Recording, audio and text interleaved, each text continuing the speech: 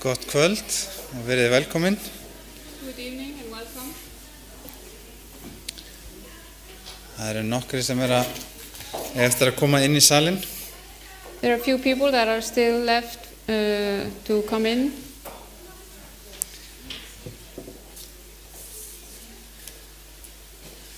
Það eru víst einhverjar kosningar í þessu landi. Today we are voting for a new government. Svo að það kannski ýmislegt sem að gerast í dag hjá fólki. So some people might be quite busy. En þá gott að við höfum upptökunar og getum hort á og rifið upp. Therefore it's very good to have the recordings of these lectures. En mér langar bara að bjóða ykkur öll velkomin og einnig þá sem að heima eru og sitja á skjáinn, hvort sem það með okkur núna í beinni eða horfa upptökuna seinna. And we welcome you all, and also those that are in the at home watching us on the internet. Vantar einhverjum Biblíu? Does anyone need a Bible? Þá getið þið rétt upp hönd og það verður rétt. Then you can lift up your hands and we will bring it to you. Við vindum okkur þá í raun og veru upprifjunarspurningarnar. So let's go over the questions for the lectures of last night. Og við setjum svörin á umslagið okkar. We put the answers on the envelope. Og þið kunnið þetta utan að, þið getur sett spurningar, bænaróskir og frjálsframlög eða viljið ofan í umslaginn. And as you know, you can put down questions if you have any questions on the topic, or prayer requests, or if you want to donate. En nú ætla ég að lesa upprifjunarspurningarnar og og það efni gærkvöldsins. This is about the material of yesterday evening. En þá erum við að læra það hvernig opinberunarbókin afhjúpar leyndardómana dauðann. We were learning about how the book of Revelation reveals the secret about death. Og við skulum bara vinda okkur í upprifjunarspurningarnar. Þetta eru staðhæfingar og þið segja svarið satt eða ósatt, S eða O. And these are some statements and you just answer true or false. Og númer 1. Number 1. Lífið myndað af tveimur þáttum, lífsanda og holdi. Life is made up of two components, breath plus body. Lífið byggt upp af myndað af tveimur þáttum, lífsanda og holdi. Life is made up of two components, breath plus body. Númer 2. Allir sem deyja verða aftur að mold. Number 2. All who die return to the earth. Númer 2. Allir sem deyja verða aftur að mold. Number 2. All who die return to the earth. Númer 3. Samkvæmt Jesú dauðinn svefn. Number 3. According to Jesus, death is asleep. Númer 3. Samkvæmt Jesú dauði svefn. According to Jesus, death is asleep. Númer 4. Maðurinn hefur ódauðleikann í sjálfum sér. Number 4. Man has immortality of himself. Númer 4. Maðurinn hefur ódauðleikann í sjálfum sér. Man has immortality of himself. Og númer 5. Það eingöngu fyrir Jesú að persóna getur öðlast líf eftir dauðann. Only through Jesus can a person who has been dead live again. Það eingöngu fyrir Jesú að persóna eða einstaklingur getur öðlast líf eftir dauðann. Only through Jesus can a person who has been dead live again. Eru allir búnir að setja sín svör niður á umslagið? Have you all put down your answers? Ok, þá höldum við áfram. Númer 1. Er lífið myndað af lífsanda og holdi? So, number one, life is made up of two components, breath plus body. Satt eða ósatt? True or false?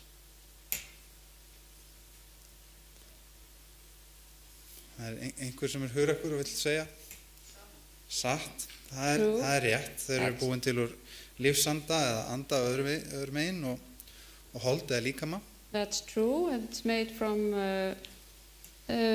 breath and body. En hvað með það? Allir sem deyja, snúa þeir aftur til moldar eða verða þeir aftur á mold? What about all those who die? Do they return to the earth? Það er satt. That's true. Það er satt. Og samkvæmt Jesú dauðinn svefn. And according to Jesus, is death asleep? Já, hann talaði að Lazarus væri sofandi. Yes, true. He said that Lazarus was asleep. Og nummer 4, hefur maður, staðhæfingin er svona, maður hefur ódauðleikan í sjálfum sér.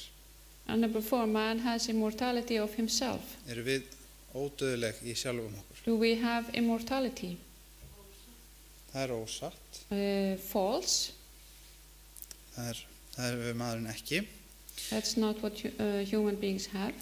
Og nummer 5, And number 5. að það er eingöngu fyrir Jesú að persóna getur öðlast líf eftir dauðan.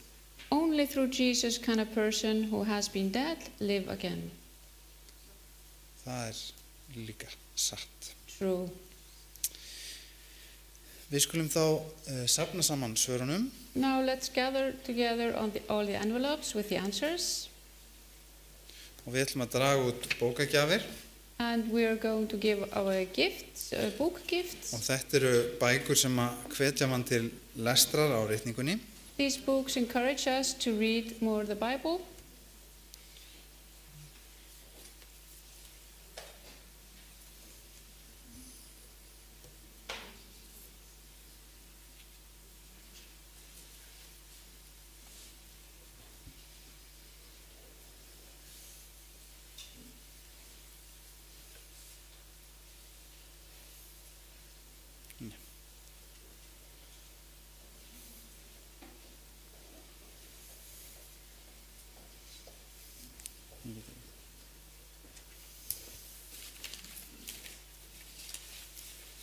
Ég fæ kannski Árna til að hjálpa mér þetta sem.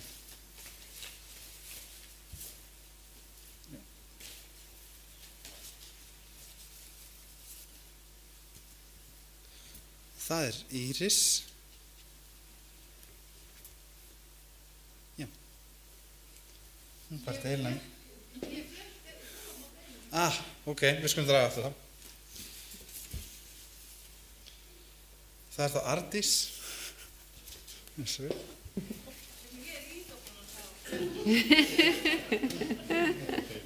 Þetta er þá kannski bara frekar að biðja fólk að rétta hönd sem ekki fengið. Bara allt þetta þrennt þess stendur ekki draga mig. Prófa því sem. Það er Aldís.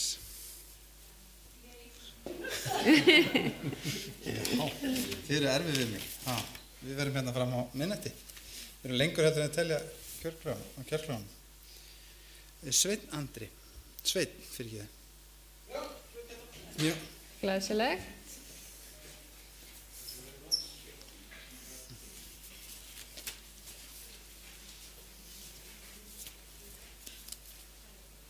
Og Thelma, hún fær bókina Angels and Demons eftir Louis Torres.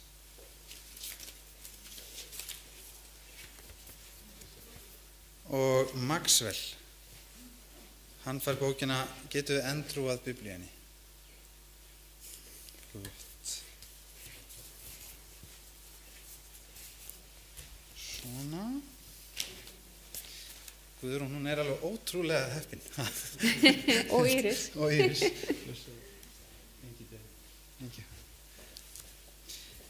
Já, það er okkur sannlega ánægja að hafa Louis Torres hér með okkur. It's a great joy for us to have Louis Torres here with us. Og við skulum syngja sönginn. Let's sing the theme hymn. Og það gefðu gætur að Jesú. Turn your eyes upon Jesus.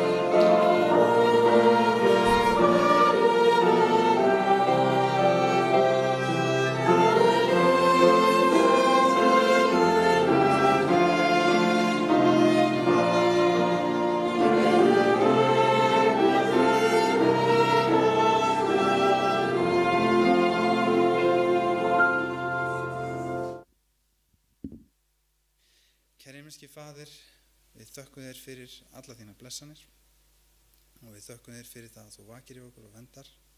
Við biðjum þig að útdeila yfir okkur þinn heilaga anda og að þú meir mæla til okkur í gegnum Lúi Torres, að þú meir blessa hann og okkur öll í Jesú nafni.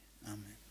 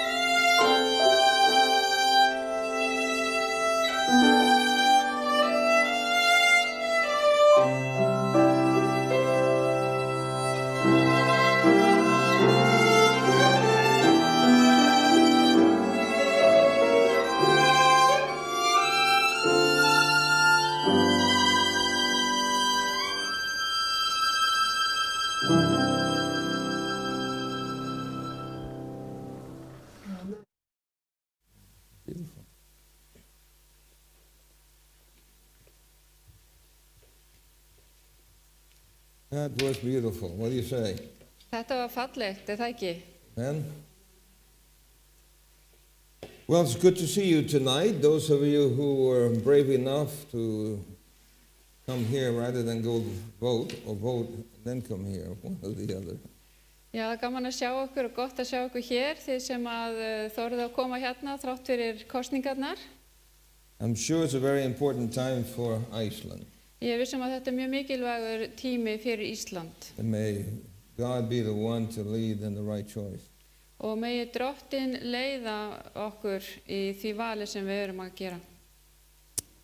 Last night's presentation, we covered what happens to people when they die.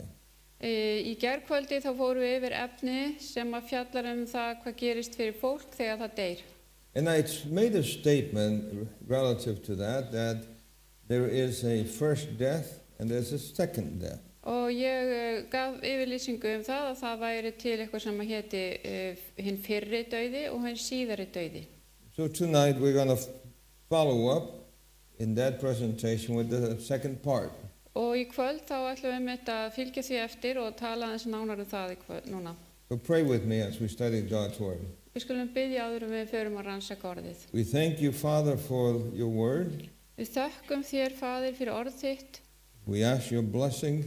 Við biðjum að blessa okkur.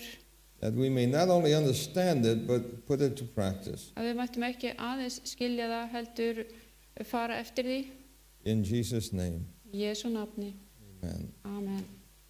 I'm going to make a statement here that I think you will agree with me.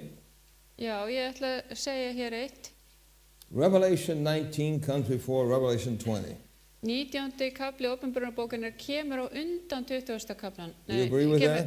Já, kemur á undan 20. kaplan. Þið sammála? Yes?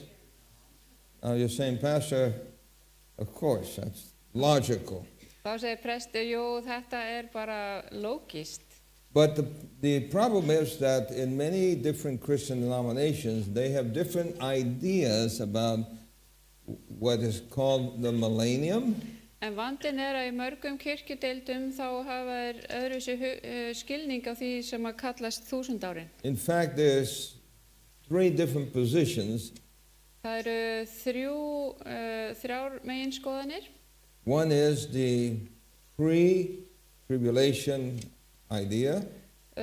Fyrsta þessi hugmynd erfiðleika sem kom á undan. And then there's the tribulation idea and then the post-tribulation idea. Og svo kemur hugmyndin erfiðleikana og svo það sem kemur eftir erfiðleikana. In other words, that Jesus comes either before the tribulation, during the tribulation, or after the tribulation. Með öðrum orðum, Jesus kemur fyrir erfiðleikana eða á sama tíma erfiðleikanir eru eða eftir erfiðleikana. And so people are confused. Þannig að fólk náttúrulega dálítið ringlað. Because you have one Bible. Við erum bara með eina Biblíu. And you have all these different positions. En við höfum ólíkar skoðanir á þessu. So, the reason why I made this statement is because without understanding what happens with chapter 19, you will not understand what happens with chapter 20. Já, ástæðan fyrir því ég segi þetta hér að þið skiljið ekki kapla 20 nema skilja kapla 19. And the title of this presentation is When the Devil Takes a Vacation. Og yfirskrift þessa fyrirlestrar þegar að djöfullinn tekur sér frí. So if you have your Bibles, turn with me to Revelation chapter 19. Þannig að ef við erum með biblíurnar ykkar skuluð þið fletta upp á Opinberunarbókinni 19. kapla 11-14. And you will understand what we're talking about. Og þið munið skilja hvað ég á við. In Revelation chapter 19, Í Opinberunarbókinni 19. kapla, verse 11 and forward, í 11. versu og áfram, it introduces Christ coming as a conqueror. Að þá kynir það fyrir okkur Jesús sem kemur sem sigurvegari. It says, I saw heaven open, and behold a white horse. He that sat upon it was called Faithful and True, and in righteousness he doth judge and make war. Þá sá ég himinin opinn og sjá, hvítur hestur. Sá sem á honum sat heiti trúr og sannur, hann dæmir og berst með réttvísi. So this is the word. Þetta orðið. And the word is Christ. Og orðið Kristur.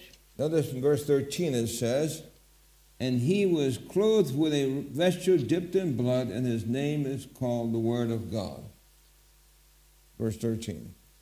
Og hann ber nafn ritað í 13. versi sem engin þekki nema hann sjálfur.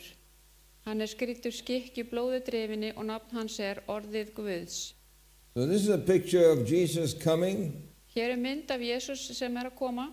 And he's coming as a conqueror, not as a baby. Hann kemur nú sem sigurvegari, ekki sem barn. And then verse 14 says, the armies in heaven, clothed in fine linen, white and clean, followed him on white horses.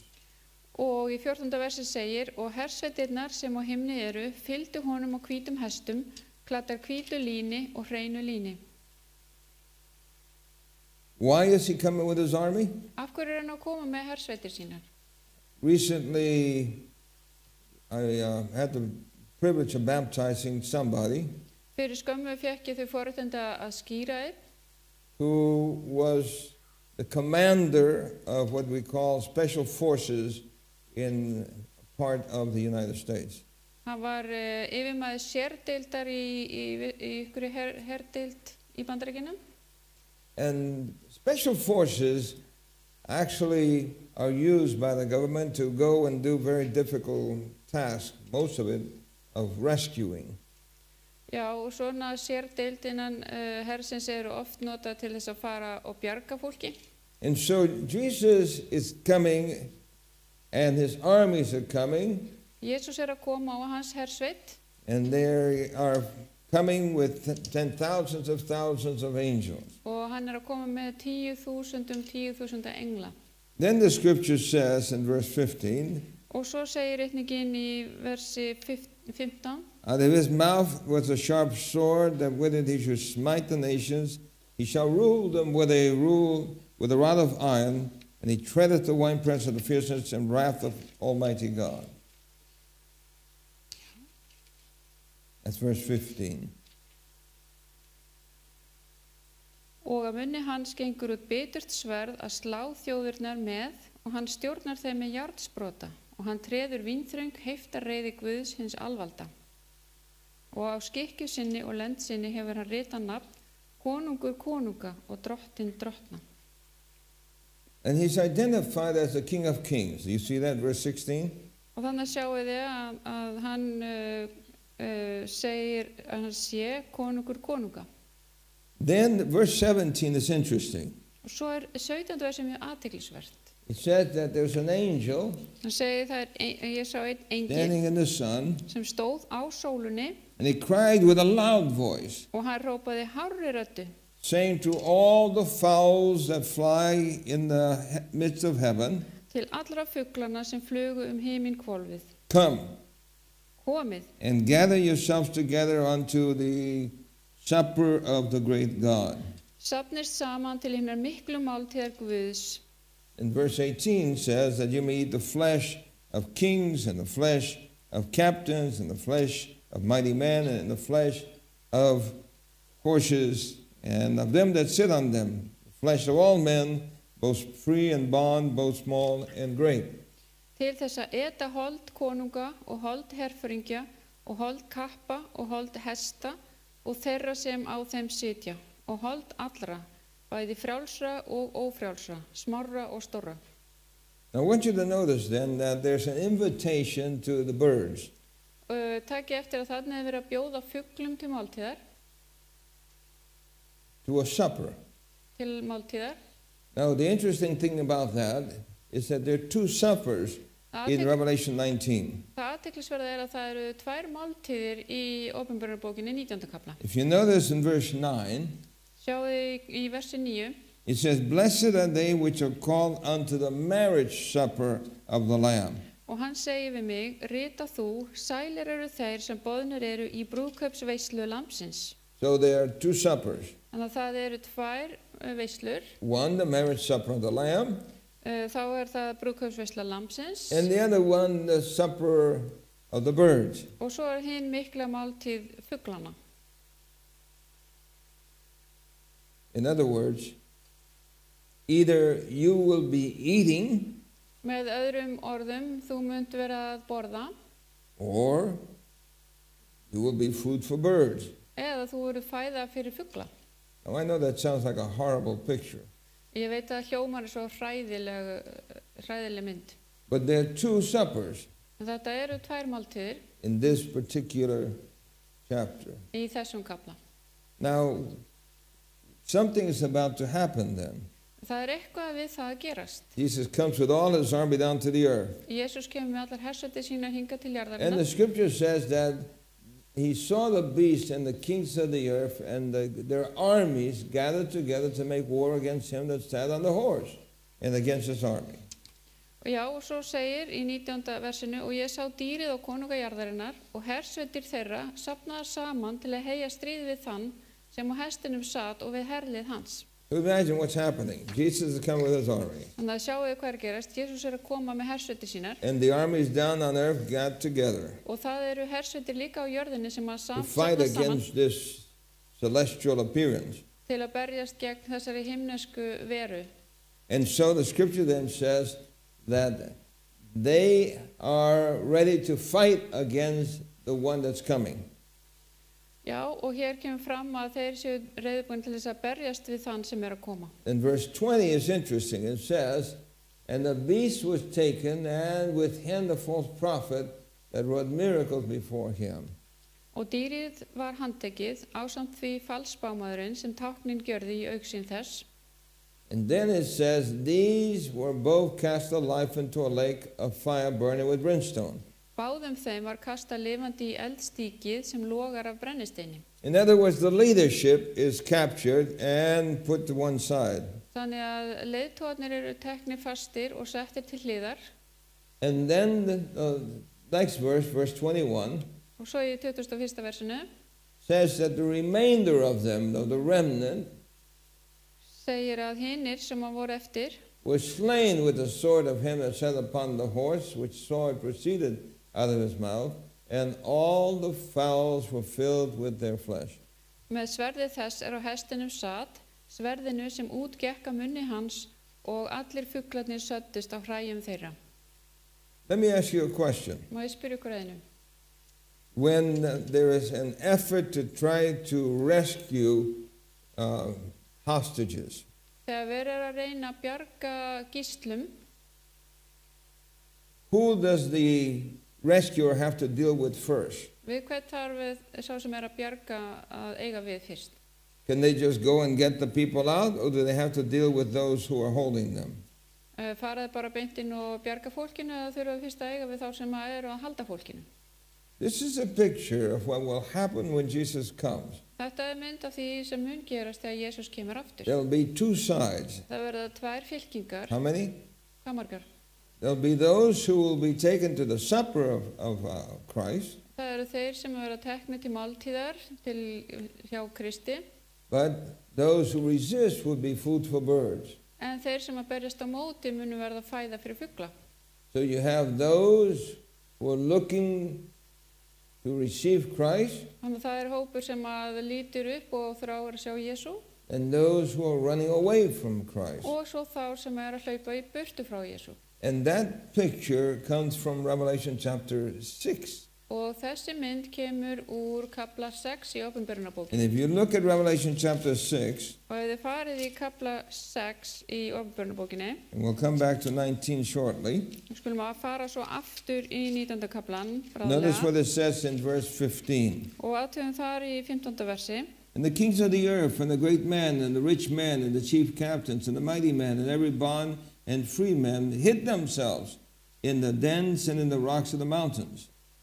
Og konungar jarðarinnar og höfðingjarnir og herforingjarnir og auðmennirnir, mektarmennirnir og hver þræll og þegn fólu sig í hellum og í hömrum fjalla. And they said to the mountains and rocks, fall on us, Og þeir segja við fjöllin og hamrana, hrynjið yfir oss and hide us from the face of him that sitteth on the throne, og felið oss fyrir ásjónu hans sem í hásettinu situr and from the wrath of the Lamb. og fyrir reiði lambsins. For the great day of his wrath is come, and who shall be able to stand? Því að komin er dagurinn, hinn mikli dagur reiði þeirra og hver mun geta staðist?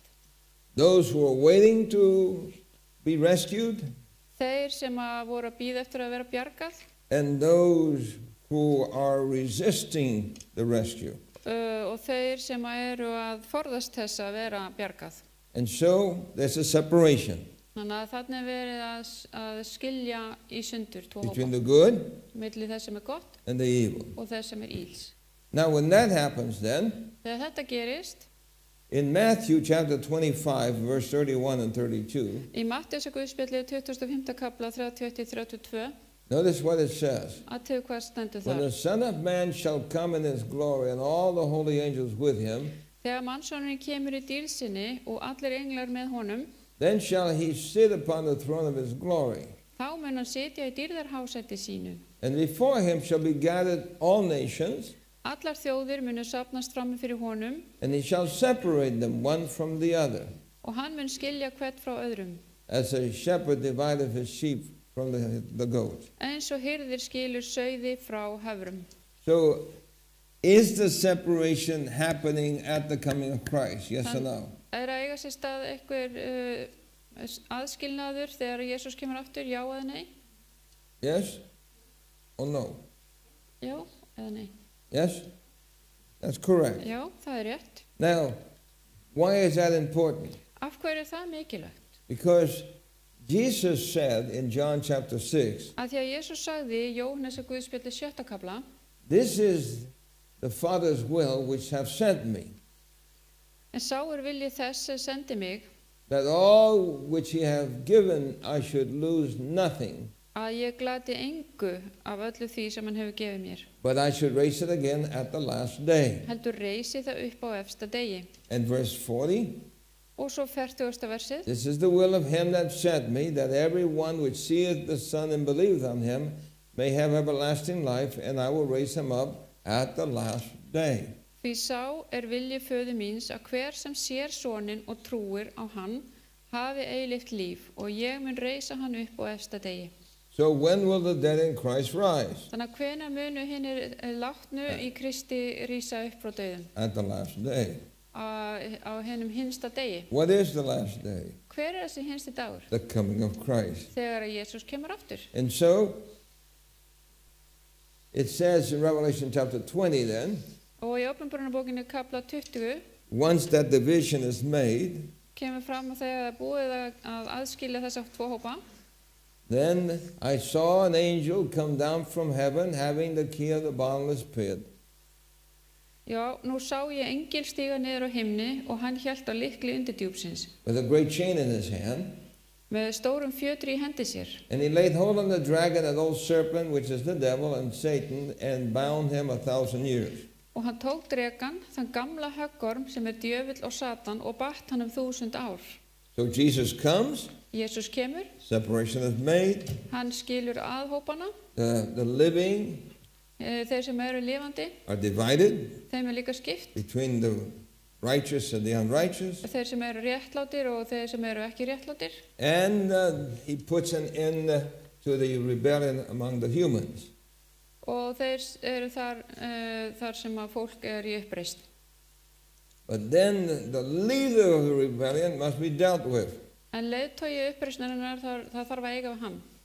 And I should tell you this, Og ég ætla að segja ykkur það að in the original Bible, í upprunalegu biblíunni, there are no numbers of chapters and verses. það er engin vers eða kapla skipti.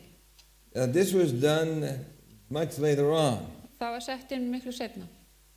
by a man who thought it would be helpful if the Bible was divided up into chapters and verses. Af manni sem að taldi það að vera hjálplegt að skipta biblíunni svona upp. But in the original Greek, there's no chapter divisions, no numbers. Og í upprunalegu grískunni þar er engin vers eða kaplar. So chapter 19 flows into chapter 20. Þannig að kaplinn 19 bara fer inn í kapla 20. The important thing is to understand this, Það mikilvæga er að skilja þetta, that the devil is cast into the bottomless pit after Jesus returns. að djöflunum er kastað í undir djúpið And it says that he should deceive the nations no more og hann fái ekki að afvegaleiða þjóðurnar. until the when? Þangað til hvenar? Until the 1,000 years should be fulfilled. Allt til þess er fullnuðust 1000 árin. And after the 1,000 years, Og eftir 1000 árin he must be loosed for a little season. mun hann vera leystur stuttan tíma. And so it's good news. Þetta eru góða fréttir.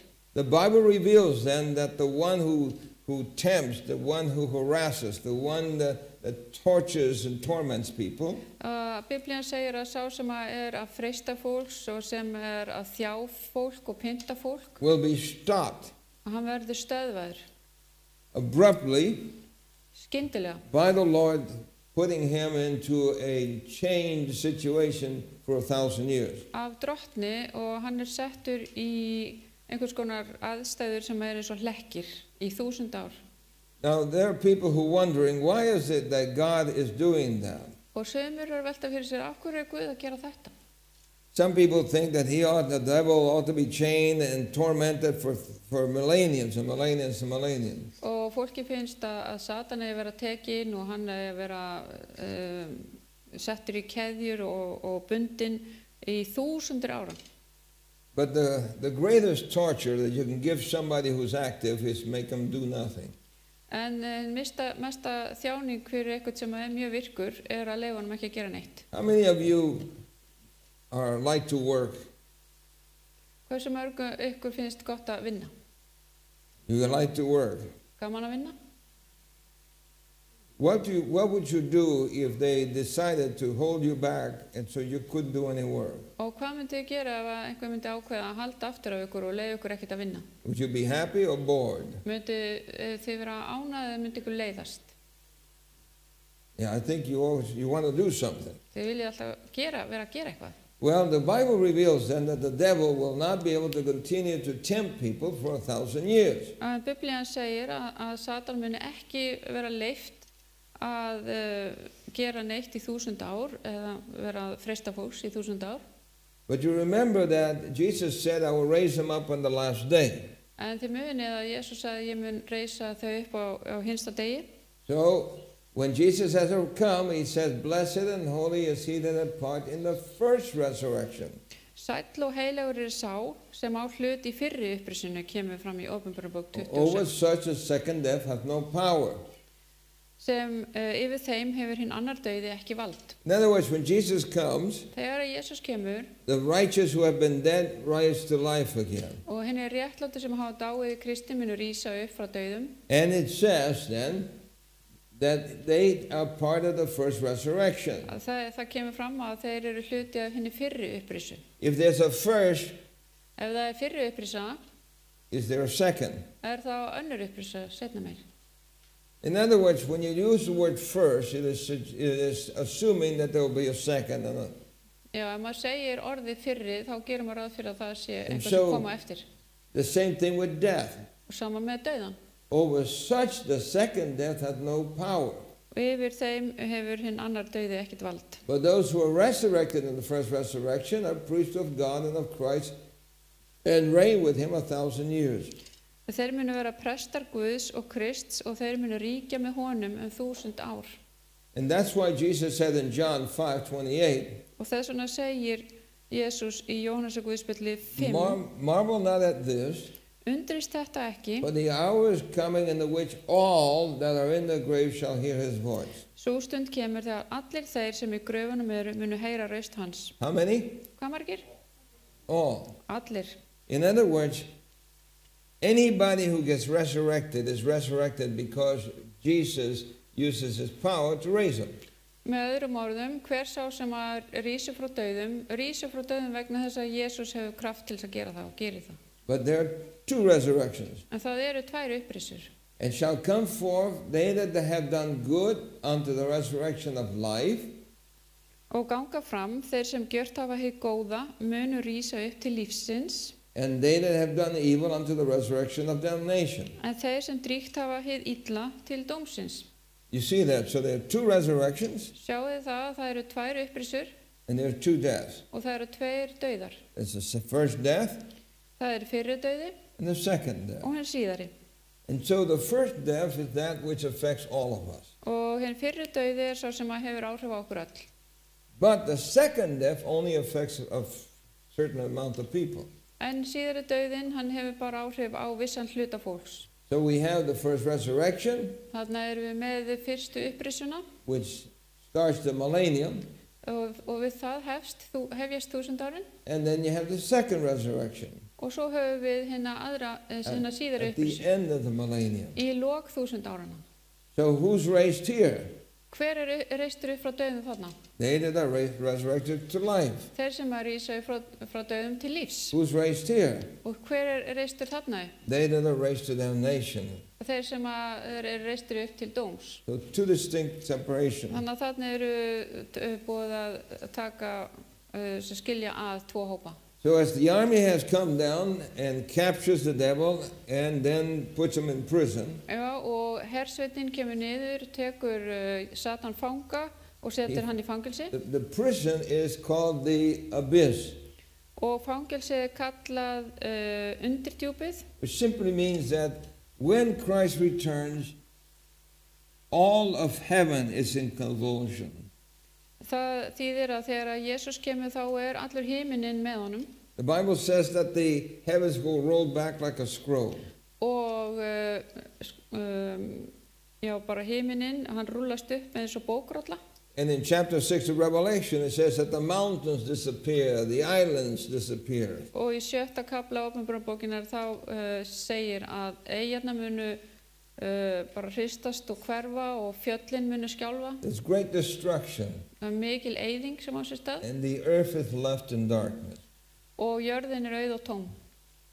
And so that is what the millennium is. Og það það sem að 1000 árin eru. But it begins this way. En það byrjar svona. The second coming of Christ takes place. Já, síðar koma Krists á sér stað. The wicked living are slain. Hinnir illu, þeir eru drepnir. The resurrection of the righteous takes place. Upprisa réttlátra á sér stað. The living who are alive when Jesus comes are taken to heaven. Hinnir réttlátu sem eru enn á lífi þegar Jesús kemur aftur eru fluttir til himna. The wicked dead remain dead. Hinnir illu sem eru látnir halda áfram að vera látnir. Satan is bound for 1,000 years. Satan bundinn í 1000 ár. And the earth is left devastated. Og jörðin skilin eftir í rúst. So then what happens during the millennium? Hvað gerist þá á 1000 árunum? In Jeremiah chapter 4 verse 23, it gives a description. Í Jeremía 4. kafla kemur lýsing á þessu. Notice it says, I beheld the earth and indeed it was without form and void. Ég leit jörðina og sjá, hún var auð og tóm. And the heavens, they had no light. Ég horfði til himins og ljós hans var slokknað. I beheld the mountains and indeed they trembled and all the hills moved back and forth. Ég leit á fjöllin og sjá, þau nötruðu og allar hæðirnar, þær bifuðust. It almost sounds a little bit like Iceland, doesn't it? Þetta hljómar dálítið eins og Ísland. But this will happen in the whole world, not just Iceland. En þetta mun gerast í öllum heiminum, ekki bara á Íslandi. Then it says, Svo segir, I beheld and indeed that there was how many men? og hvað voru margir menn? Ég leit á fjöllin, ég litast og sjá, þar var hvað margir menn? No man. Engin maður. And all the birds of the heavens had fled. Og allir fuglar himinsins voru flúnir. Then it continues, it says, I beheld and indeed the fruitful land was a wilderness. Ég litaðist og sjá, aldingarðurinn var orðin að eyðimörk. And all its cities were broken down at the presence of the Lord by his fierce anger. Og allar borgir hans gjöreyddar af völdum drottins, af Yes. völdum hans sem brennandi reiði. There will be great catastrophe that takes place at the coming of Christ. Já, það munu vera rosalegir atburðir að eiga sér stað þá þegar hann kemur. Then it says, but thus saith the Lord, En svo kemur fram, en svo segir drottin, the whole land shall be desolate, auðn skal allt landið verða, yet I will not make a full end. en aleiðing á því vil ég ekki gjöra. In other words, when all of this takes place, Með öðrum orðum, þegar allt þetta gerist, it's not the end. þá þetta ekki endurinn. It's the end as we understand the earth, Þetta endurinn eins og við skiljum hlutina hér á jörðinni, but God has not finished his work. en Guð, hann hefur ekki lokið verki sínu. Separation is made, Já, hann búinn að skilja að and og the hópa. devil is left here to behold the devastation that has taken place. Og þarna fær Satan að ráfa og virða fyrir sér alla eyðilegginguna. No one to tempt, engan til þess að freista no one that he can hurt, og engin sem hann getur sært, no one that he can torture or torment. engan sem hann getur pyntað eða ráðist á. His punishment will be to be held to this dark, destroyed earth for 1,000 years. Og hans refsing að vera bundin hér á þessari eyðilegðu jörð í 1000 ár. But En after Satan is chained, eftir að það er búið að setja á hann hlekki, the scripture says the rest of the dead live not again until the 1,000 years were finished. þá segir í ritningunni að aðrir dauðir lifnuð ekki fyrr en 1000 árum voru In other liðin. words, one group resurrection goes to heaven, Einn hópur þeirra sem hafa risið upp farið til himna, but another group will remain in the grave en annar hópur mun halda áfram að vera í gröfinni until the 1,000 years is finished. þar til að 1000 árin eru liðin. So you have the living Þannig að við erum með þá sem eru and lifandi you have the dead. og þeir sem eru látnir. So the scripture says then that I saw thrones and they sat on them and judgment was committed to them. Then I saw the souls of those who had been beheaded for their witness to Jesus and for the word of God. Já, og svo stendur, og ég sá hásæti og menn settust í þau og dómsvald var þeim fengið. Og ég sá sálir þeirra sem hálshögnur höfðu verið, sakir vitnisburðar Jesú og sakir orðs Guðs. Then the scripture says that those who had not worshipped the beast or his image and had not received his mark on their foreheads or on their heads were among these who were faithful. Og svo segir ritningin, þá voru þeir hinni sömu sem höfðu ekki tilbeðið dýrið, né líkneski þess, og ekki fengi merki á enni sér og hönd. Og þeir lifnuðu og ríktu með Kristi 1000 ár. And they reigned and lived with Christ for 1,000 years. Og þeir lifnuðu og ríktu með Kristi 1000 ár. So the scripture says then that during the 1,000 years that the righteous will be able to participate in the judgment. Þannig að ritningin segir að yfir 1000 árin þá fái henni réttlátt að taka þátt í að dæma.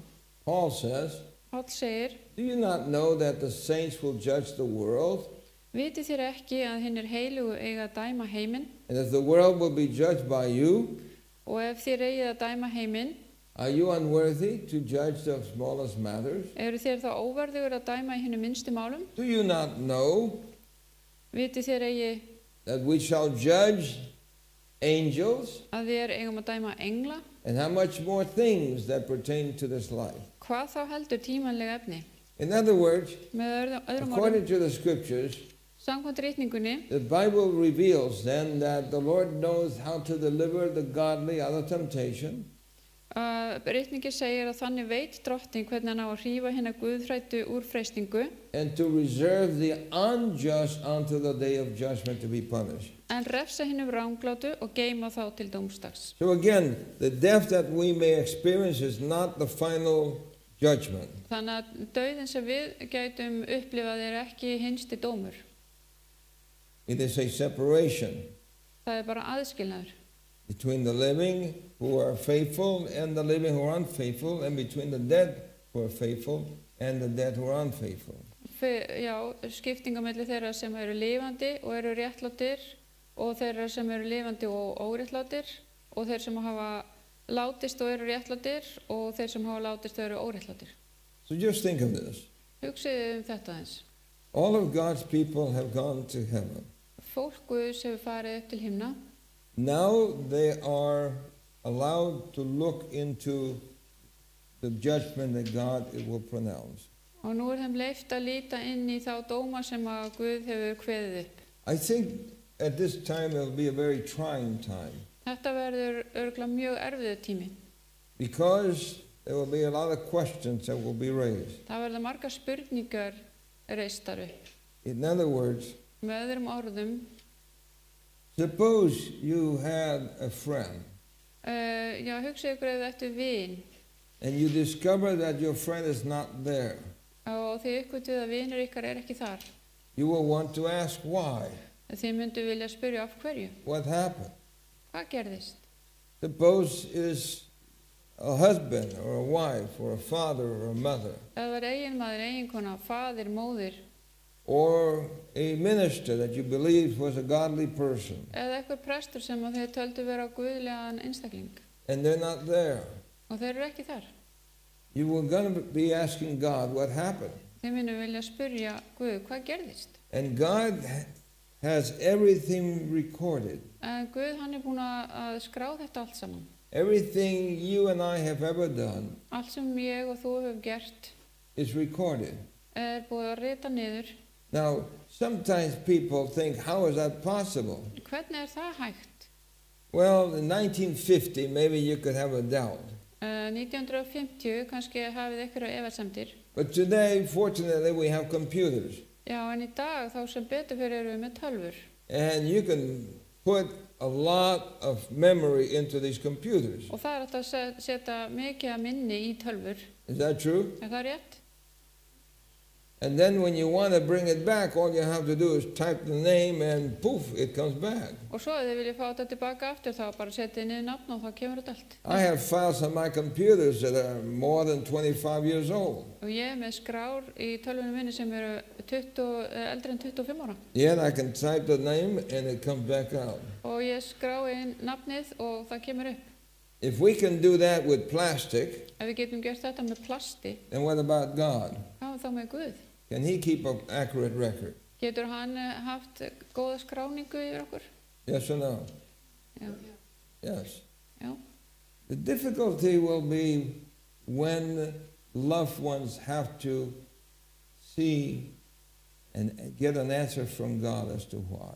Það sem erfiðar er þegar að ástvinir þurfa að fá svar við af hverju. And I believe there'll be tears. Og ég trúi að það munu eiga sér stað tár. I thought he was such a good man. Ég held hann væri svo góður maður. What happened? Hvað gerðist?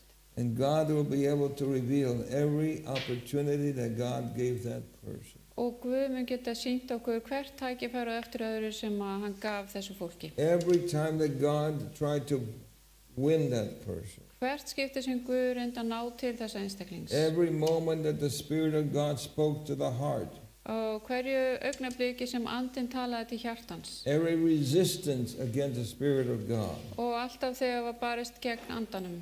And finally, everybody will be satisfied Og að lokum munu allir sjá og vera sáttir. that God did everything to save that person. Og sjá að Guð gerði allt sem hann gat til að bjarga þessum einstaklingi. But God cannot force people into heaven. En Guð getur ekki þvingað fólk inn í himnaríki. People must want to go there. Fólk verður að vilja fara þangað. People must want to be there. Fólk verður að vilja vera þar. And so the scripture reveals then that the righteous are in heaven for the millennium. Þannig að ritningin bendir á að hinnir réttlátu munu vera á himnum yfir 1000 árin. All the wicked who have ever lived are dead. Og hinnir illu munu vera áfram dánir í gröfunum. Satan and the angels are bound on the earth. Satan og hans englar munu vera bundnir á jörðinni. And the earth remains desolate. Og jörðin mun vera auð og tóm.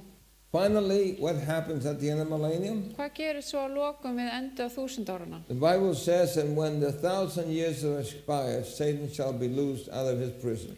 Og Biblían segir að þegar 1000 árin eru liðin mun Satan vera leystur úr fangelsi sínu. And all who have ever lived on the planet who were not saved Og allir þeir sem lifðu á plánetunum sem höfðu ekki frelsast, shall be raised þá mun þeir vera reistir upp back to life. til lífs. And that's the second resurrection. Og það upprisa, síðari upprisa. Then, because they're resurrected, Og út af því að þeir hafa verið reistir upp frá dauðum, Satan then goes and deceives the nations that have been resurrected to believe that he's the one that gave them life. og þá mun Satan ganga út og leiða þjóðurnar afvega til að láta halda að það sé hann sem gefur lífið. Then the scripture says that the rest of the dead lived not again till the 1,000 years were finished. Og í Åpenbararbókinni 20. kafla segir, en aðrir dauðir lifnuðu ekki fyrr en 1000 árin voru liðin, þetta fyrri upprisan. So every evil person will be raised. Þannig að allir sem eru illir munu vera reistir upp. Everyone who is not saved will be raised. Allir þeir sem frelsuðust ekki munu rísa upp. And now comes the final end. Og svo koma lokin hérna. The Bible says the holy city comes down out of heaven. down to the earth. Biblían segir að ég sá borgina helgu, nýju Jerúsalem, stíga niður að himni frá Guði. And the scripture says that all those who have been resurrected, Og ritningi segir að allir þeir sem hafa verið reistir upp, they're led by the devil to surround the city. að þeir eru leiddir af djöflunum til þess að umkringi borgina. Somehow the devil thinks Einhvern veginn hugsar djöfullinn that this is his final opportunity að þetta er hans síðasta tækifæri. to conquer the city of God Að þeir sigrast á borg Guðs with the millions of those who have been resurrected to life who are wicked. með þessu illa fólki sem hefur verið reist frá dauðum. And they surround the city. Og þeir umkringja borgina, But what happens then? en hvað gerist svo? The Bible says fire comes down from God out of heaven and devours them. En eldur fjall af himni ofan og eyddi þeim, segir Biblían. In other words, Með öðrum orðum, when these people are gathered around the city to conquer it, þegar að þetta fólk fer í kringum borgina til þess að sigrast á henni, there will be a terrible time again. þá eru aftur slæmi tímar. Because the walls, the Bible says, the transparent, Af því að það eru veggir í kringum borgina sem eru gegnsæir, so you can see inside, það er hægt að horfa inn í hana, and those inside can see og outside. þeir sem eru inni geta hort út. Can you imagine Getið þið ímyndað ykkur? a mother inside Mamma inn í borginni and looking through the wall and seeing a son or a daughter outside? og að hún sé kannski að sjá svona eða dóttur hinum megin við vegginn. Can you imagine a son outside Eða getið þið ímyndað ykkur son sem er fyrir utan and seeing a loving mother or father inside? og að hann sé að horfa á ástkæra móðu sína inni. Can you imagine the heartache of that person outside? Getið ímyndað ykkur sársökan í hjarta þess einstakling sem er hann fyrir utan. Because as they look inside, Af því þegar þið horfa inn, everyone inside has been turned to youth again. allir þar inni hafa breyst yfir í ungt fólk All the effects of sin have been removed. og það er búið að fjarlægja allt sem að syndin hafði áhrif á. But the ones outside, En þeir sem eru fyrir utan, they are raised with the effects that they had before they died. og þeir eru reistir upp frá dauðum bara með alla þá galla sem þau höfðu þegar þeir létust. The contrast will be obvious. Þannig að það mun vera mikla andstæður. Then the Bible tells us Og Biblían segir that these people are surrounding the city, að þetta fólk það umkringi borgina and I believe that God will reveal to every person who is outside all their life and the opportunities that God gave them to save them. og ég trúi því að Guð muni sína þessum einstaklingum öll þau skipti sem að Guð gaf þeim tækifæri til þess að gefast honum. I'm glad that my brother, Ég er glaður að bróður minn who was a gang member, sem að tilheyrði glæpagengi, who when I tried to talk to him about Jesus, þegar ég reyndi að tala við hann Jesus would blow his cigarette smoke in my face og blés sígarettureyk framan í mig to mock me. til þess að hæðast að mér. I'm thankful Ég er þakklátur that finally my mother saw the answer to her prayer. að lokum fékk mamma svar við bæn sinni.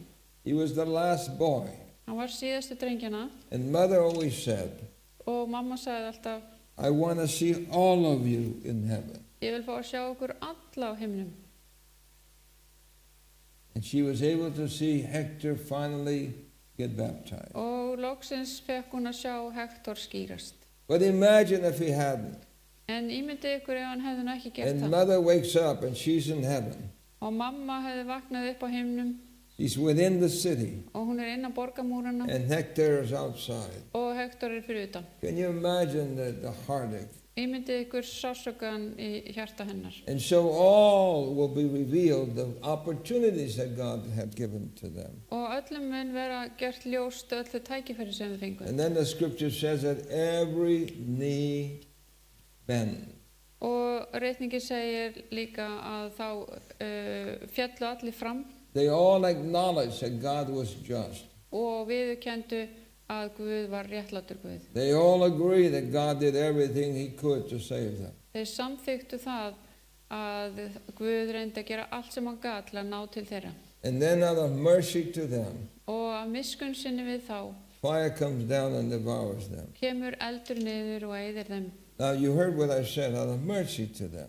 Já, þið heyrðið af miskunn sinni. The Bible says God has no pleasure in the death of the sinner. Og í ritningunni kemur fram að Guð, hann hefur ekkert dálæti á því að syndarinn láti lífið. He would that they would repent and turn to God. Hann vill að þeir iðrist og snúi sér til Guðs. But if they choose to hang on to sin, En ef þeir velja það að halda fast í syndina, then when God has to destroy sin, þannig að þegar Guð þarf að eyða syndinni, God has to destroy the sinner. þá þarf Guð líka að eyða syndaranum. God must bring this terrible calamity of earth to an end.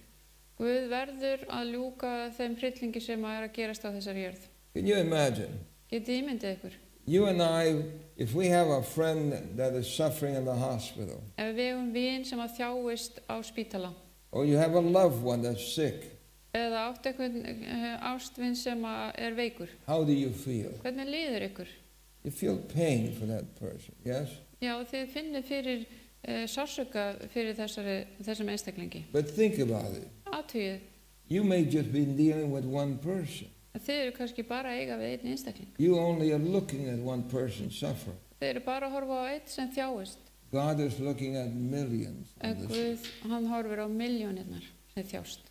Every person that's in the hospital, Alla þá sem eru á spítala, every suffering, alla sem að þjást, every heartache, alla sorg. God sees it all. Guð sér þetta allt. And He longs to bring this thing to an end. Og hann þráir að þessu ljúki. And finally He does. Og loksins gerir hann það. When He finally brings fire down from heaven, Og svo að lokum kemur eldur af himnum ofan. He cleans the earth. Og hann hreinsar jörðina. Scripture says then that the devil, says that the devil that deceived him was cast into the lake of fire. Og það kemur fram að djöflunum sem leiðir þá afvæga var kastað í díki elds og brennisteins. And he shall be tormented day and night forever and ever. Og þeir munu kvaldir verða dag og nótt aldir alda. Now the word forever and ever is an interesting word. Nú þetta orð phrase. Aldir alda athyglisvert orð. When Jonah was in the belly of the whale, Þegar Jónas var í kviði fisksins, he was there for 3 days. þá var hann þar í 3 daga. But it says in the Bible that Jonah was in there forever. En það segir í Biblíun að Jónas hafi bara verið þar eilífð. So the word forever and ever means as long as it lasts. Og þetta aldir alda þýðir bara eins lengi og það endist. So Jonah was there for 3 days. Jónas var þar í 3 daga. And let me ask you a question. Má ég spyrja ykkur að einu? If you were in the belly of the whale for 1 moment, how would you feel? Ef þið væruð í maga hvals í bara augnablik, hvernig myndi ykkur líða? Would you feel like you're in there forever? Myndi ykkur líða eins og þið væru bara búin að vera þar aldir alda? Yes or no? Já eða nei? Yes. Já. And so the scripture reveals then En that the ritningin, forever and ever means it's finished. It is done forever. já, og ritningin hún sýnir það að aldir alda þýðir bara því lokið. And then the Bible says that this is the second. Og Biblían segir þetta hinn annar dauði. Now people who teach about a burning fire going on right now Og þeir sem kenna að það sé einhver eldur í gangi núna, teach that when people who are not good people, they go down to this burning place. að þeir kenna það að þeir sem eru illir fara niður til þessa staða þar sem brennur. And that they get tortured forever and ever. Og þar fá þeir að þjást aldir alda. And you hear that in churches being preached. Og við heyrum að þetta predikað í kirkjum. Is that true? Þetta ekki rétt? How many of you have heard that in a church being preached? Hversu mörg af ykkur hafið heyrt þetta í kirkju verið predikað? The problem with that is this. Vandamáli við þetta það, That if you teach that there's a hellfire, ef maður kennir það að sé eldur í helviti, you have to answer a few questions. þá þarf maður að svara nokkru spurningum. Number 1, Númer 1. who sends people to hell according to that teaching? Hver sendir fólk til helviti samkvæmt þeirri kenningu? Well, they say God does. Og þeir segja, Guð gerir það. God is the judge. Guð dómarinn. And He judges these people to go down there to this burning place. Og hann dæmir fólk til að fara þarna niður. Then according to that teaching, who takes care of the punishment? Og þá samkvæmt þessari kenningu, hver sér að koma þessari Well, hegningu í they gegn? say the devil does. Og þá segir hann, já, djöfullinn sér The það. devil is in charge of hell, they Að say. því að djöfullinn, hann yfir helviti. So think about it. Hugsið aðeins þetta. God the judge Guð dómarinn sends people down to the devil so he can punish them. sendi fólk niður til djöfusins og hann getur refsað. That makes God the judge and the devil the prison warden. Það gerir Guð að dómara og Satan að fangelsisverðinum. In other words, it makes God and the devil partners. Og þá eru þeir að vinna saman, djöfullinn og Satan. Now let me ask Guð you og a Satan. question. Og þá langar mig að spyrja ykkur öðru. Would you trust a criminal to take care of other criminals? Mynduð þið treysta glæpamanni til þess að passa upp á aðra glæpamenn? Yes or no? Já eða nei? No, that No. doesn't make any sense. Það engin rök á bakvið. And so the idea that God is a judge that sends people down to hell to burn Og hugmyndum að Guð sé dómari sem sendir fólk niður til helvitis til að brenna þar is combining the devil and God together. verið að binda Guð og djöfulinn saman. And God has nothing to do with the devil. Og Guð hefur ekkert að gera með djöfulinn. He is not sending people down so the devil can torture them. Hann ekki að senda fólk niður svo að Satan geti verið að pynta fólk. In fact, the Bible says that he that believeth in God Og stendur í reikningunni að sá sem trúir á shall Guð have everlasting life. mun fá eilíft líf. So everlasting life is given to whom? Að hver fær þá eilíft líf? To whosoever believeth. Eftir sá sem að trúir. So to say that somebody is burning forever and ever En að segja það að einhver sé að brenna aldrei alda means that they have everlasting life also. þýðir þá að þau séu líka með eilíft líf. But everlasting life is only given to the righteous, not the wicked. En eilífa lífið aðeins gefið til þeirra sem eru réttlátir. And so that teaching is really a terrible teaching that Christians share with people. Þessi kenning hræðileg kenning sem að kristnir deila með öðrum A senseless torture of people forever and ever. sem verður að pynta fólk með engum tilgangi Even aldrei. human beings are more merciful than that. Meiri sé að við mennirnir erum betri en það. For example, Til dæmis, when a person murders somebody, þegar einhver drepur eitthvað, do they then take that person and put them someplace and torture them as long as they can keep them alive? hann þá tekinn og pyntaður svo lengi sem hann lifir? Yes or no? Já eða nei? No. Nei, We simply put them in jail. við setjum hann bara í fangelsi. They're still getting fed, they're still taking baths, they still are living. Þau fá að fara í bað, þau fá mat, þau But fá they're að not, lifa áfram. but they're not being tortured every day. Það ekki verið að pynta þá alla daga. So we make God a worse criminal than human beings. En við gerum Guð að verri glæpamenni en mennirnir eru. But I'm thankful that that's not my God. En ég fegin að það ekki minn Guð. What about you? Hvað með ykkur? No, God is a loving God. Guð góður og kærleiksríkur Guð. But it says, whosoever was not found written in the book of life was cast into the lake of fire.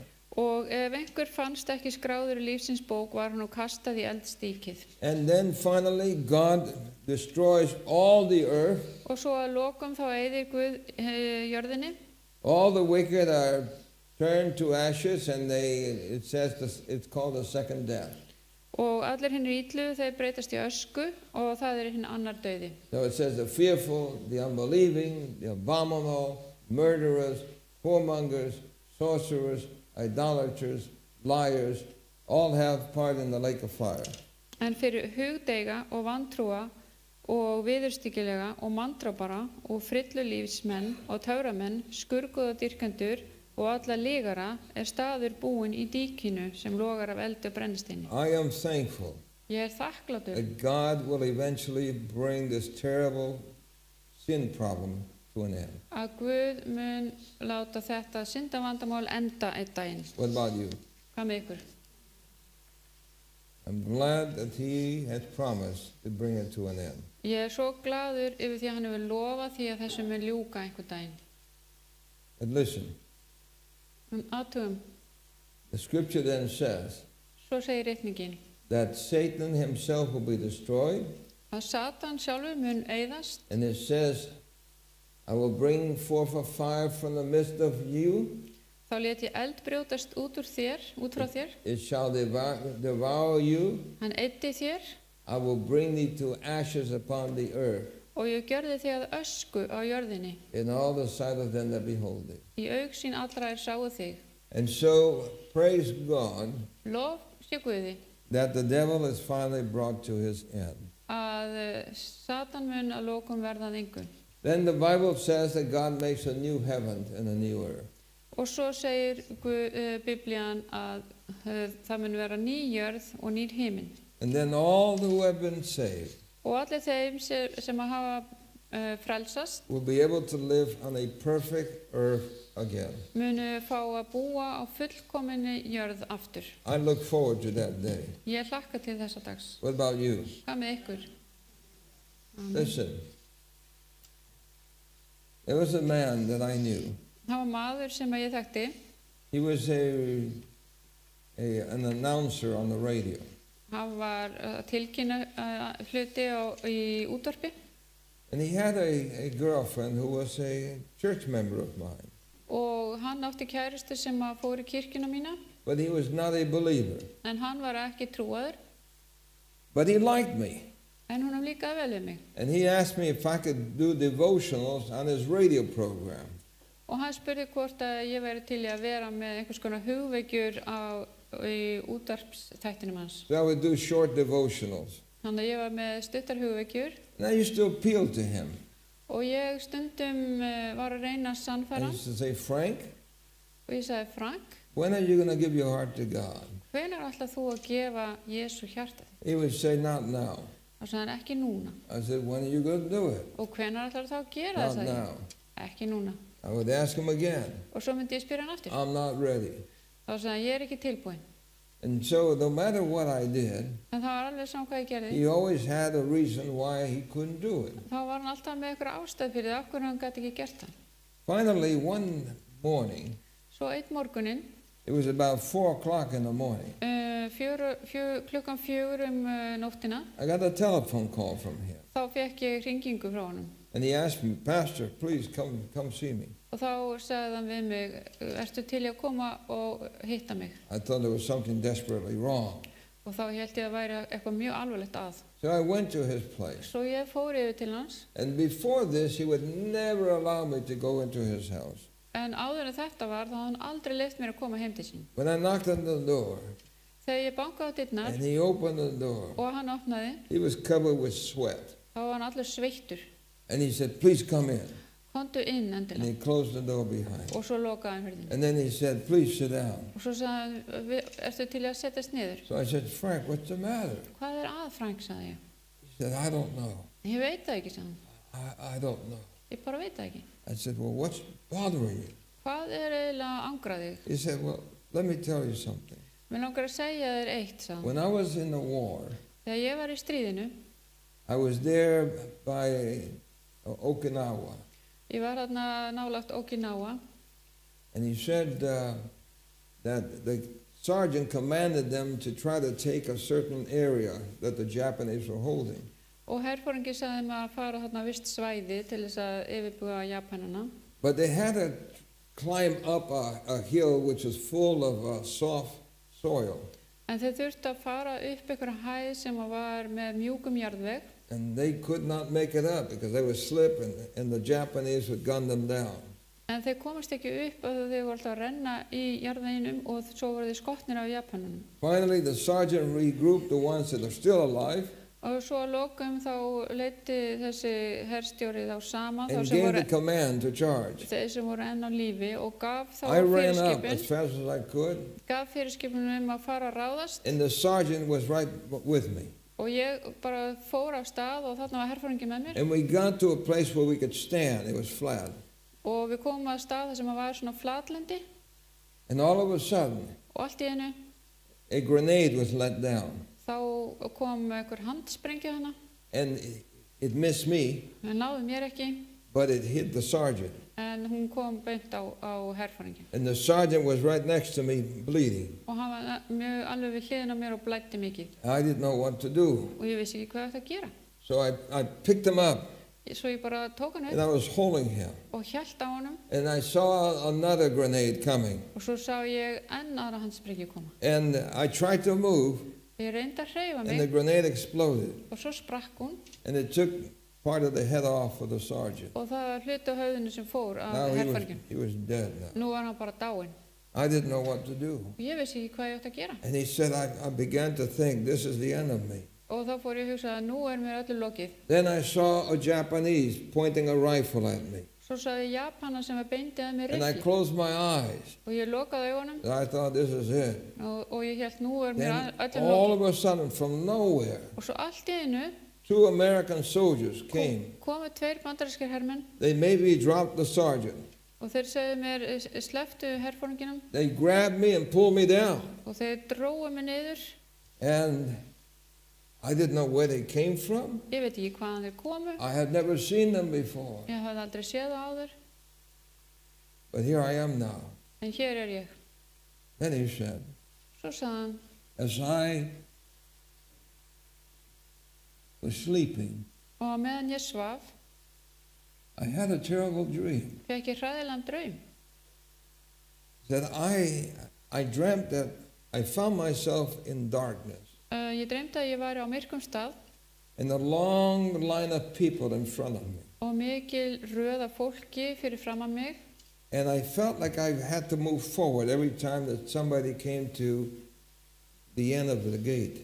Og mér fannst þess að ég þyrfti að færast fram á við þegar einhver kom að enda hliðsins. I could see at the end that there was a fence there, Ég sá þarna við endan að þar var girðing and there was a gate.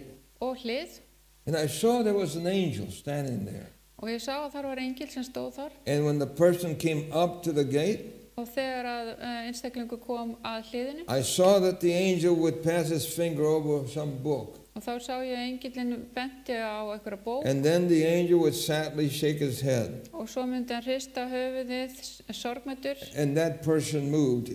og þá hélt þessi einstaklingur And the áfram line kept on moving closer and closer. og þessi röð hélt áfram I nær og nær wanted to run, but there was no place to run to. og mér langaði að hlaupa í burtu en það ég gæti ekki hlaupa með I neinstað wanted to hide, and there was no place to hide. og mér langaði að fela mig en það var ekki hægt að I fela just sig felt compelled to keep moving forward. en ég var bara að færast áfram All of a sudden, og allt í there's a einu bright light above me. kom bjart ljós fyrir ofan mig And I looked up, og ég leit upp and I saw a multitude of people flying through space. og ég sá mikið fjölda fólks vera að fljúga í gegnum heiminin And then I saw my girlfriend and her son. og þarna sá ég kæristuna mína og son They hennar. had smiles on their faces. They're beaming. Þau voru brosandi og það geislaði af þeim And I tried to get their attention, but they didn't see me. og ég reyndi að kalla á þau en þau sáu mig ekki And they disappeared. og svo hurfu þau And darkness came back again. og svo kom myrkrið And I kept on moving. og ég hélt áfram að ganga And then he said, I came to the gate. og svo kom ég að hliðinu And I looked at the angel. og svo leit ég til engilsins And he turned the pages. og hann sneri blaðsíðunum And as he turned the pages, og hann fletti blaðsíðunum finally he looked at me og leit til mín og sagði with a sad look. með sorgmætan And he svip shook his head.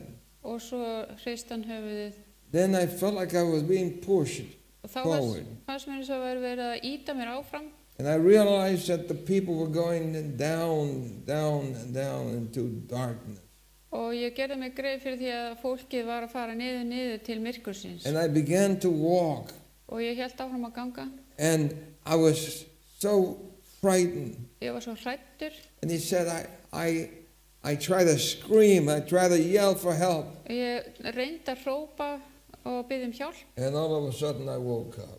en allt í einu þá vaknaði ég And I was drenched with sweat. og ég var allur sveittur. He said, Pastor, Prestur, sagði ég, what does that mean? en hvað þýðir þetta? And I said, Frank, Þá sagði ég, Frank, it means that you're not ready. það þýðir að þú ert ekki tilbúin. God saved your life during the war. Guð bjargaði lífið þínu í stríðinu You were spared, og þér var forðað frá því að deyja. but you've never committed yourself to God. En þú hefur aldrei gefist Guði. And God is revealing to you Guð er bara að sýna þér that unless you change, að ef að þú breytist ekki, you will go into darkness. þá myndu fara í myrkrið. Our friend, listen. Ná, vinnur, God has revealed to us that he's coming. Guð hefur opinberað það okkur að hann að koma aftur. You believe that? Trúið þið því? God has revealed to us that he has a plan to save us. Og Guð hefur opinberað okkur það að hann með áform til að bjarga okkur. God has sent his son to die for you. Og Guð hefur sendt son sinn til að deyja fyrir ykkur. God appeals to your heart. Og Guð kallar til hjartna My ykkar. son, my daughter, give me your heart. Dóttur mín og sonur, gef mér hjarta þitt. God has done everything he could do to save you. Guð hefur gert allt sem hann getur til að bjarga þér. But you must accept his invitation. En þú þarft að samþykja hans boð. You must be willing to say to God, Þú þarft að vilja segja við Guð, Lord, Drottinn, I want to be saved. ég vil að þú bjargi mér. I want to be yours. Ég vil tilheyra þér. I want to commit myself. Ég vil gefast þér. I want to be with the group that rises first. Ég vil vera með hópnum sem rísir fyrst. I want to be with you, God. Ég vil vera með þér, Guð. And I know Og ég veit that I must commit myself. að ég verð að gefast þér. Tonight, Í kvöld, you've been hearing the messages from night to night. þegar þið hefur verið að heyra þessa fyrirlestra kvöld eftir kvöld, What will hold you back? hvað heldur aftur að þér? Will you give yourself to God? Vilt þú gefast Guði í kvöld? Will you say to the Lord, yes? Vilt þú segja við Drottinn já? So I'm going to ask the ushers Og hér að biðja þá sem hér að to vinna í give salnum you a slip of paper again tonight. að gefa ykkur blað miða. Can you do that just now, Getið ushers? þið gert það núna, safnað þjónar? And I want you to prayerfully consider, Og ég vil að þið biðjið og veltið þið fyrir ykkur. will you make your commitment once and for all to God? Ætlið þið að gefast Guði fyllilega og We know the alltaf. Savior's coming. Þið vitið að frelsarinn að koma. We know that he will be here shortly. Við vitum að það stutt í komu hans. We know he has given us thousands of opportunities. Við vitum að hann hefur gefið okkur þúsundir af tækifærum. Why not take his invitation Af hverju ekki taka boðið and say yes to the Lord? og segja já við Drottinn? Can you fill out that slip of paper? Getið þið fyllt út þetta blað, Those of you who have not been baptized, þið sem hafi ekki verið skírð, would you make your decision? eru þið tilbúin til að taka ákvörðun? Will you do it and say, Lord, Þegar þið gerir það, segið Drottinn, I want to commit my life to you today. ég vil gefast þér í dag. Notice what it says. Og það sem stendur á miðanum I er, desire to accept Christ as my personal Savior. ég þrái að taka við Kristi sem mínu persónulega frelsara. I would like to be baptized as Jesus was. Og ég vil skýrast eins og Jesús skýrðist. Maybe you have wandered away from Christ and desire to come back. Maybe you've wandered away from Christ and desire to come back. Já, ég hef vilst af leið og þrá að koma aftur til Krists. Whichever one applies to you, would you check it off? Ef eitthvað af þessu á við ykkur, eru þið til í að krossa við það. And then we will do what we can to help you to prepare your life. Og þá munum við gera það sem að okkar valdi stendur til að undirbúa ykkur. It has to be your decision. En það þarf að vera ákvörðun ykkar, But don't delay. ekki tefja. Let's pray. Við skulum biðja. Heavenly Father, Himneski Faðir, we recognize that there is a hell to shun and a heaven to gain. já, við könnumst við að það er eldstíki og himinn sem við þurfum að komast til. We know that your Spirit appeals to us, Við vitum að heilagur andi þinn kallar til okkar, but oh God, there are things in us that keep us back. en það hlutir í okkur sem að halda aftur af okkur. Like Frank, En svo Frank, we hesitate. við erum að hika, But tonight, en í kvöld give the victory to those who need the victory. viltu gefa þeim sigur sem þurfa á því að halda. We pray it in Jesus' name. Við biðjum í Jesú nafni. Amen. Amen. Would you take those slips of paper and pass them back to the usher? Eru þið til í að gefa safnaða þjónunum miðana ykkar?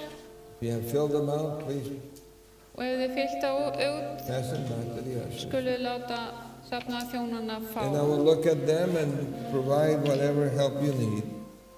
Og ég ætla að líta á þessa miða og bjóða ykkur alla þá aðstoð sem þið þurfið á að halda.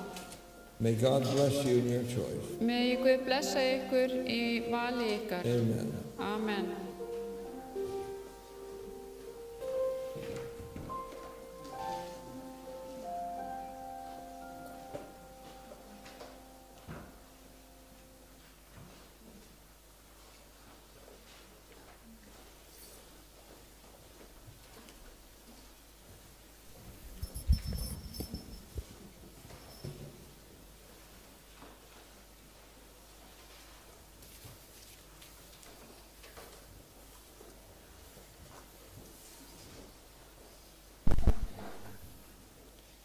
Mér langar að þakka ykkur kærlega fyrir komuna.